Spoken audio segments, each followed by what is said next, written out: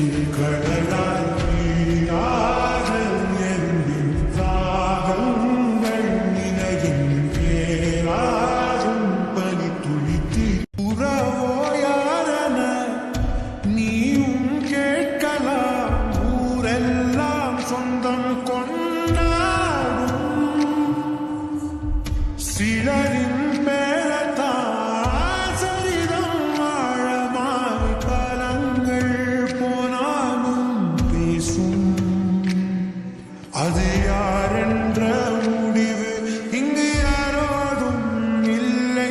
அது நீ